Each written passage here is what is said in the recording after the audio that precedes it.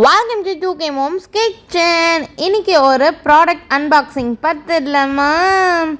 என்னென்னா மம்மிக்காக தான் இதை ஆர்டர் போட்டிருந்தேன். மம்மிக்கு வந்து இந்த பவர் மிஷின் வச்சு சில பல இதெல்லாம் அவங்களுக்காக தைச்சிக்குவாங்க.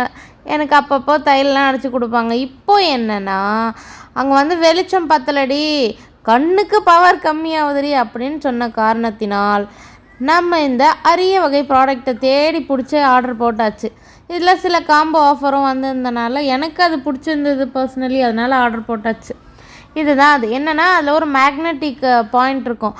எப்படியோ இந்த பவர் மிஷின்னு, அதாவது மிஷின்னாவே அதில் கொஞ்சம் இந்த இரும்பு இதெல்லாம் இருக்கும்ல, அந்த இடத்துல அப்படியே ஒட்ட வச்சா நின்றுக்கும். அதுக்கு அடுத்து அப்படியே ப்ளக் பாயிண்டில் போட்டு கனெக்ட் பண்ணிவிட்டு ஸ்விட்ச் ஆன் பண்ணால் லைட் எரியும். அப்படியே வச்சு அசால்ட்டாக தைக்க வேண்டியது தான்.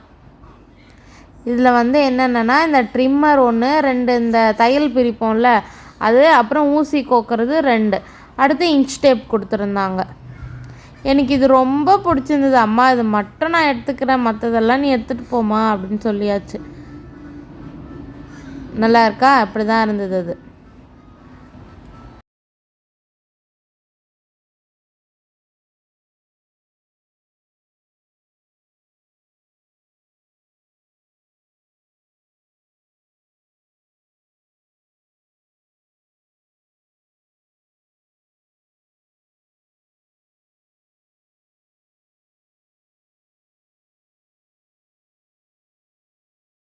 நான் சொன்னேன்ல இப்படி தான் அது வந்து அட்டாச் பண்ணியிருக்கோம்.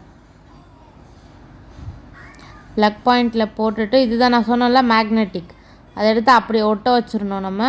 இது வந்து எப்படி ஃப்ளெக்சிபிளாக இருக்குது, எப்படி வேணால் வளைச்சிக்கலாம்.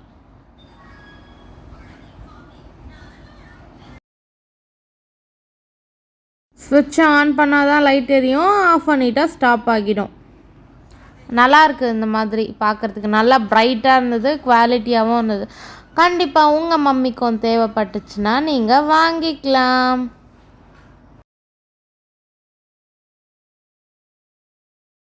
இப்படியும் ப்ராடக்ட்ஸ் இருக்குது, தெரியாதவங்க தெரிஞ்சுக்கலாம்.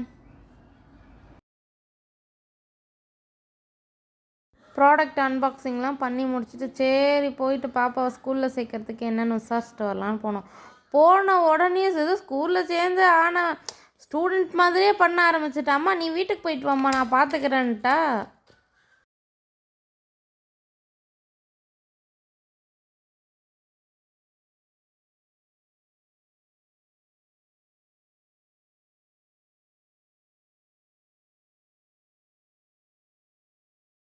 தீபுக்கு ஒரே குஷி. அம்மா நான் இங்கே இருக்கம்மா, நீ வீட்டுக்கு போயிட்டு வாம்மா அப்படின்னு சோகமாக சொல்கிறா.